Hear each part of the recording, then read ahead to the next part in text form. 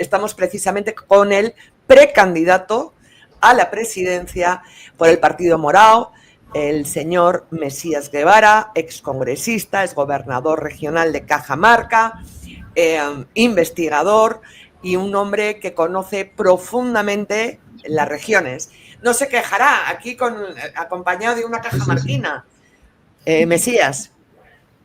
Anuska, buenas noches, Marixa, qué gusto conversar con tan distinguidas damas y sobre todo ambas de un gran reconocimiento y recorrido periodístico, a quien la verdad que seguramente me van a hacer pasar por la máquina demoledora de carnes, pero con Por gusto. ahora no, espere a que sea candidato. Como es precandidato, vamos a tener un poco de piedad, ¿verdad, Marisa? Sí, bueno, y el ingeniero... Un momento, Mari, un momento, me gustaría trasladarle, y luego le das tú, me gustaría trasladarle la pregunta que ponen ahí en el chat, ¿no? Que dicen, por eso siempre decirle no a aquellos partidos que no solamente están financiados por la minería ilegal, sino que ahora están llevando como militantes y candidatos, los están llevando como militantes y candidatos. ¿Cuánto se está filtrando a los candidatos del Partido Morado para que no haya infiltrados de la minería ilegal?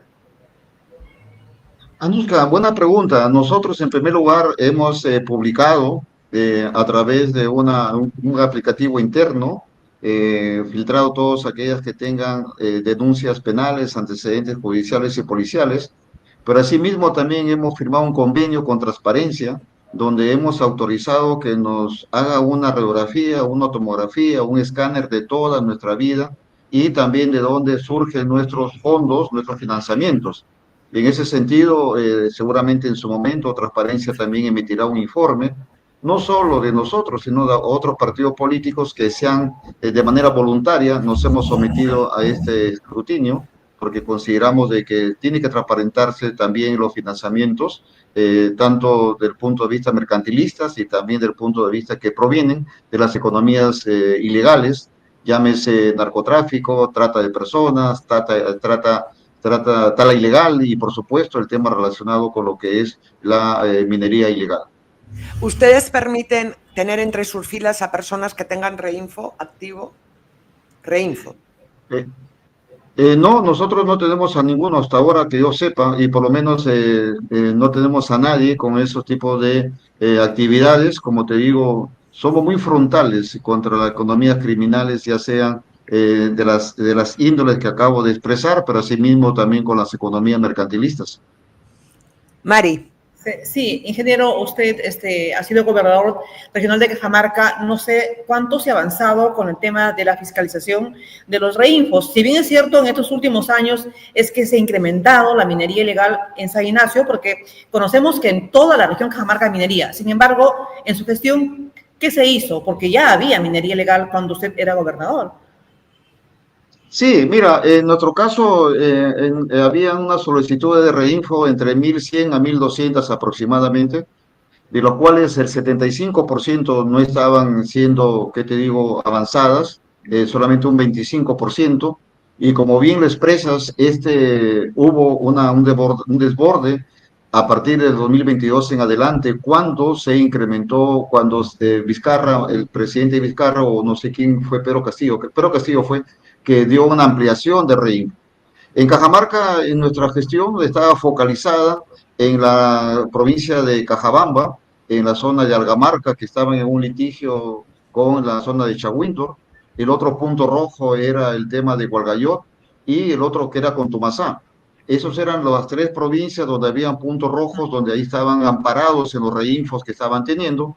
En el caso de las provincias de Jaén y San Ignacio era muy incipiente. ¿Por qué? Porque ahí siempre estábamos trabajando con lo que es el tema del plan del Fondo Binacional, donde también activábamos, también con Cancillería, porque yo estaba de manera permanente denunciando, pidiendo a Cancillería que intervenga, porque así como en nuestras provincias de Jaén y San Ignacio, sobre todo San Ignacio, también hay actividad ilegal, pero también hay el otro lado de la frontera. Es decir, nosotros nos quejábamos porque solamente estábamos protegiendo lo nuestro, pero en la parte de Ecuador no estaban haciendo nada. Y es ahí que eso yo lo llevé a la propia Cancillería. Y también en el caso de San Ignacio, nosotros tuvimos e impulsamos áreas de conservación regional para de esa manera proteger a nuestros ríos y sobre todo a nuestras reservas que ahí tenemos. Y eso fue lo que hicimos nosotros. Explotó, según tengo entendido, a partir de 2023 por varias razones. Uno, por el tema de la debilidad institucional, y dos, también por el tema del precio del oro que se disparó. Y hay que ser conscientes de que lamentablemente el sistema, hay una responsabilidad compartida entre las regiones y el Ministerio de Energía y Minas. ¿Cuáles van a ser sus, si bien es cierto, usted es precandidato, pero bueno, tiene todos los boletos, digamos, para ganar en las internas del Partido Morado y ser usted el candidato a la presidencia? ¿Qué políticas tiene pensado implementar en materia de economías criminales, como es el tema de la minería ilegal y de la ampliación del Reinfo? Ahora lo que vemos es que la Comisión de Energía y Minas del Congreso ha aprobado ya ahí una ampliación por 2 años hasta el 2027. Por ejemplo, el fujimorismo, que aparentemente no está a favor, ahora ha cambiado el discurso diciendo no se le puede, no hay que dejar esto, hacerlo de manera improvisada, además tiene que regularse la ley MAPE. Entonces es un gobierno al que le queda poco y claro, lo amplían 2 años porque si ganase Keiko Fujimori, pues es ya 1 año más otro para ver cómo solucionan el plantel. Mientras que Geri, por otro lado, dice 2 años me parece mucho porque claro, a él le queda menos de 1 año y luego que se apañen. ¿Cuáles son las propuestas en un eventual gobierno del Partido Morado para este tema? Mira, en primer lugar, somos conscientes que el modelo minero del Perú tiene que revisarse. Hay 4 variables que tienen que revisarse. 1, el tema legal, que tiene que ver con la concesión de mineras. 2, el tema tributario, que no se está tributando lo que debe de tributarse. 3, el tema relacionado con las exigencias de respeto del medio ambiente. 4, con el tema de la licencia social. Ningún proyecto minero va a salir si es que no cuenta con la licencia social, y eso lo hemos visto con Conga, en Cajamarca, con Tía María en Arequipa, y así por otros proyectos a nivel nacional. Por lo tanto, eso somos conscientes que tenemos que revisar ese modelo minero. Pero además de revisar el modelo minero, nosotros consideramos que debemos de diferenciar las diversas actividades mineras que existen en nuestro país. Por un lado encontramos la minería formal, por otro lado la minería informal, que como sabemos la minería informal es aquella actividad o aquellos mineros que trabajan dentro de las concesiones tanto artesanales como de la gran minería, pero también está la minería ilegal. La minería ilegal es donde se desarrolla, por ejemplo, en áreas nacionales protegidas como cuencas, ríos, lagunas, bosques, como la que está ocurriendo en Madre Dios ahora en la zona amazónica de Cajamarca, específicamente Jaén y San Ignacio, y por otro lado la criminalidad, es decir, las economías criminales. Entonces, ¿qué nosotros proponemos al respecto? Después de diferenciar estos temas, consideramos que es urgente poner el tema de la trazabilidad, ver el tema de lo que significa la interdicción de los insumos, y por otro lado también ver cómo se están manejando los fondos, por ejemplo, las plantas procesadoras, donde ahí se ve que es el tema relacionado al punto ciego, el punto muerto, donde incluso algunos tienen, ¿qué digo?, licencia para procesar, por ejemplo, 1.500 toneladas de agregados, de materias, pero sin embargo al final están procesando cerca de 4.000 y nadie está entrando ahí a fiscalizar a las plantas procesadoras. Por lo tanto, es importante que también hagamos la ruta del dinero, para ver la ruta del dinero, cómo sigue la unidad de inteligencia financiera, para ver la trazabilidad no solo de la producción del oro, sino también del manejo de la ruta del dinero. Es decir, todo un trabajo conjunto que deberemos de hacer entre los 3 niveles de gobierno, pero ahora yo creo que más es por el gobierno nacional. Mari. Ingeniero, lo que comentan algunos y dicen, lo más fácil es, por ejemplo, no se podría dejar que pase el combustible y con eso no se abastece a la gran maquinaria que trabaja en los ríos. Ahora, usted conoce San Ignacio, usted conoce Jaén, conoce el río Marañón que está en Bellavista, conoce el río Chinchipe en San Ignacio. ¿Usted cree que se puede hacer minería artesanal en estos ríos? Y también estamos cerca del río Santiago, que está en Condorcanqui, donde también la minería está dejando a nuestra población de manera desoladora. Solo quiero explicar, porque no todo el mundo creo que sabe, que por minería artesanal legalmente se considera aquella que no utiliza maquinaria, o sea, batear batear en el río. A eso se le llamaría, en todo caso, minería artesanal. En el momento que hay maquinaria, a día de hoy, la norma dice que ya no es artesanal. Solo quería puntualizar eso. Y no solo eso, Anuska y Marixa, sino que también, vuelvo a repetir, hay que puntualizar cuál es la minería ilegal y la artesanal. La minería ilegal es aquella que se hace en áreas nacionales protegidas. Y las áreas nacionales protegidas son aquellos que, por ejemplo, se pretende hacer en cabeceras de cuenca, aquellos que se quieran hacer en ríos, en lagunas. Por lo tanto, en este caso, cuando quiera hacerse la minería utilizando la alta maquinaria, como bien indica Anuska, tanto en el río Marañón, en el río Chinchipe, en el río Santiago, sin lugar a dudas es una minería ilegal. Eso ya no es una minería artesanal. Entonces, eso, sin lugar a dudas, tenemos que controlar y fiscalizar. Ahí otro tema que tenemos que hacer con mucha urgencia es ver el tema de la Policía Ecológica Especializada, ver el tema del Ministerio Público Ambiental también. Fíjense que nosotros en Cajamarca ya tenemos experiencias, Marixa.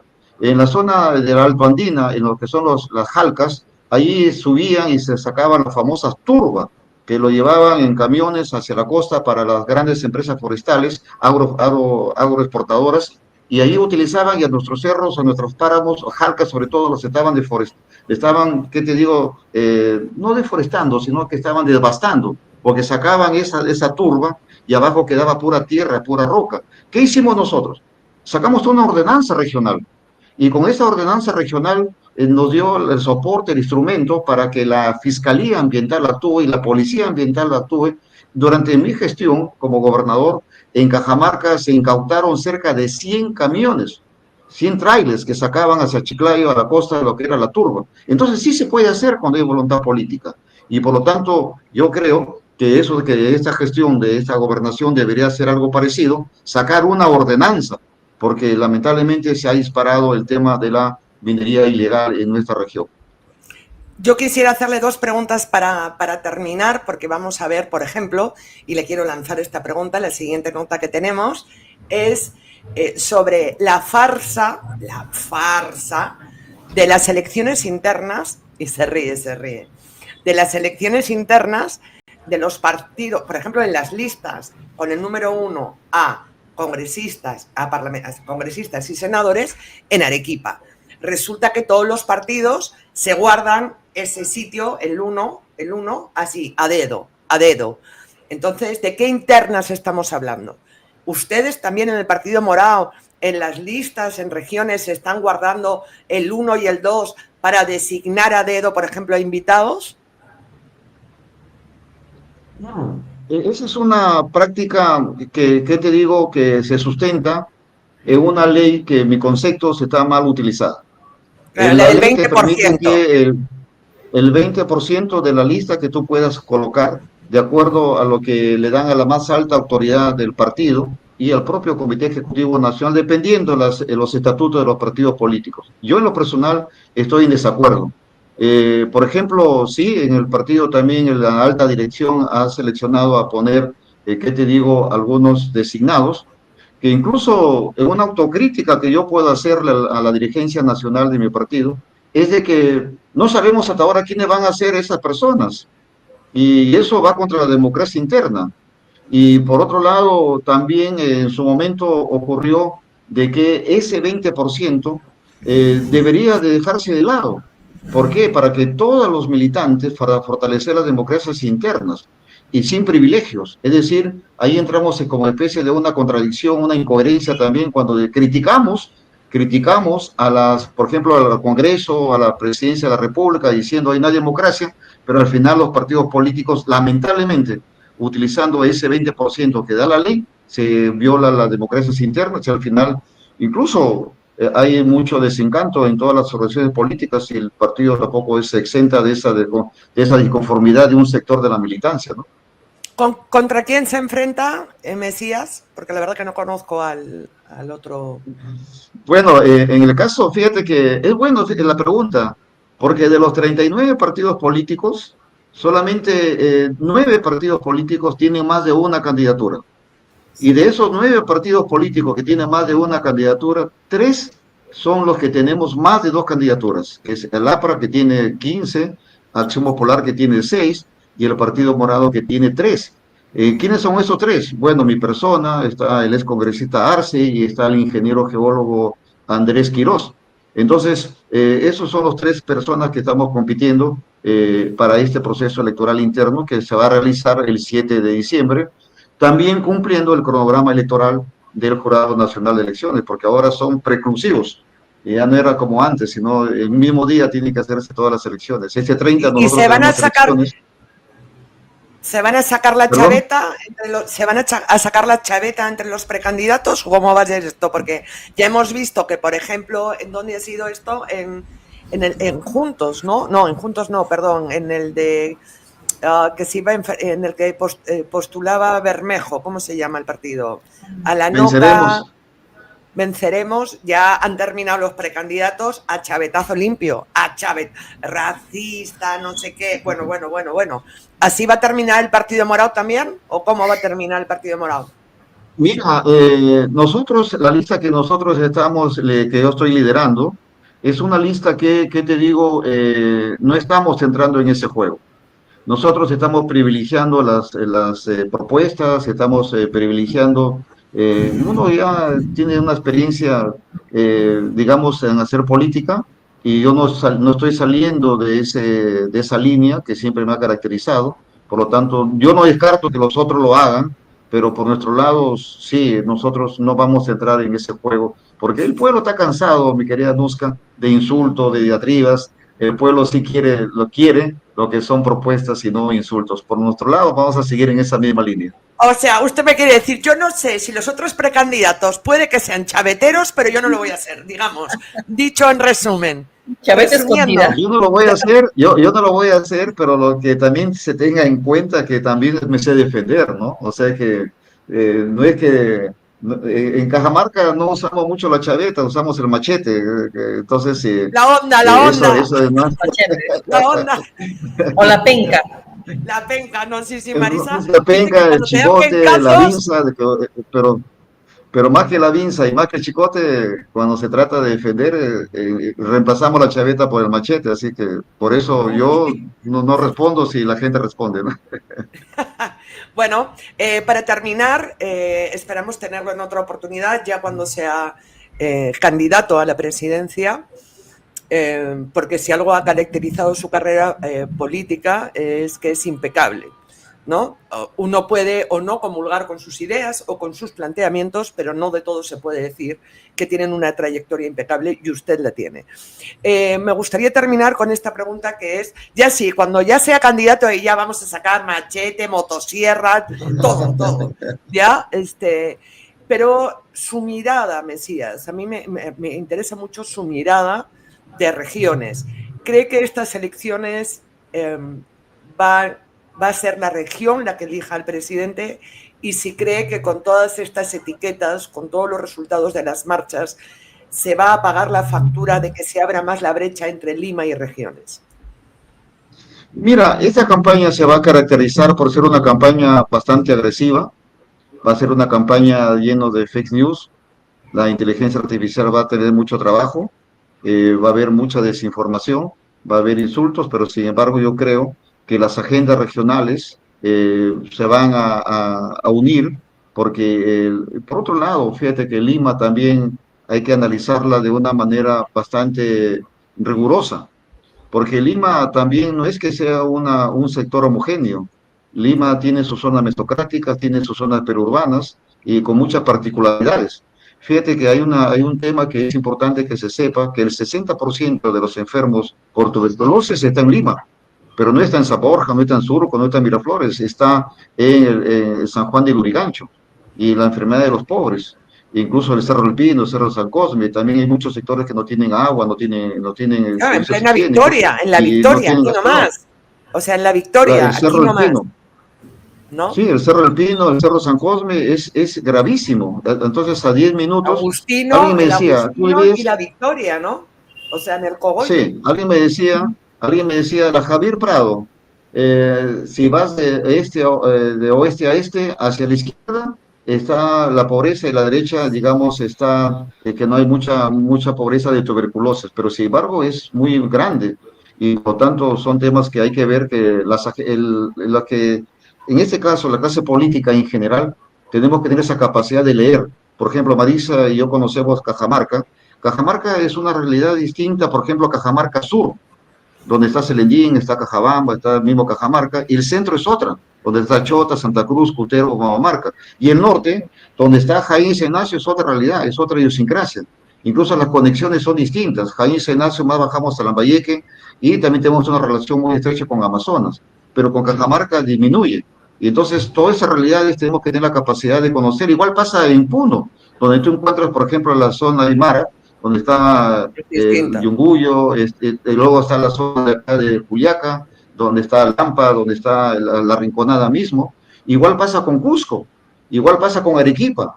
Entonces son realidades distintas. Entonces yo creo que vamos a tener éxito aquellas personas, aquellos políticos o los partidos políticos que tengan esa capacidad de leer las radiografías de sus diversos escenarios. Por ejemplo, no es lo mismo hacer política en Cajamarca que en Lambayeque. En Lambayeque, para que tú seas gobernador, solamente haces campaña en Chiclayo. Pero en cambio en Cajamarca tienes que recorrerte toda la región, porque la población está bien distribuida. Entonces, todos esos temas hay que conocer. Igual pasa con Lima Metropolitana, y yo pienso que es muy distinto. Yo quisiera que esta campaña, por lo menos nosotros vamos a hacer una campaña de integración entre Lima y las regiones, porque es tiempo que unamos, que Lima no mire de lejos a las provincias con desdén y las provincias no miremos a Lima como, digamos, como el padrastro o la madrastra. Hay que verlo como si fuéramos un solo país integrado. Eso es el gran reto que debemos de tener todos en esta campaña electoral. Para terminar, ¿su plancha electoral quién la integra, Mesías? Mira, lo integra un médico de Arequipa, y luego una licenciada en enfermería y experta en políticas públicas de Lima. Ella proviene del distrito populoso de San Juan de Lurigancho. Es decir, hemos tratado de hacer una plancha que integre a nivel nacional. Eso es lo que hemos procurado hacer, que represente y busque el clamor de tanto del nororiente, de Lima, metropolitana y el centro y el sur peruano. Bueno, muchísimas gracias, como siempre. Esperamos a diciembre para volverlo a invitar. Ahí tiene, esperemos que se acuerde de nosotros. Si, como pensamos, acaba siendo el candidato del Partido Morado para sacar todo. Ahí sacaremos todo a relucir, ¿verdad, Maritza? Así es. El machete, la motosierra, la retroexcavadora, la la draga. conozco mucho y tiene mucha inquisición, es una inquisidora, así que pregunta muy a fondo. Hay mucho por hablar, definitivamente. Por hablar. Muchísimas gracias y buenas noches, Mesías. Gracias. Gracias, Hasta luego. Ha estado con nosotros el precandidato del Partido Morado, Mesías Guevara.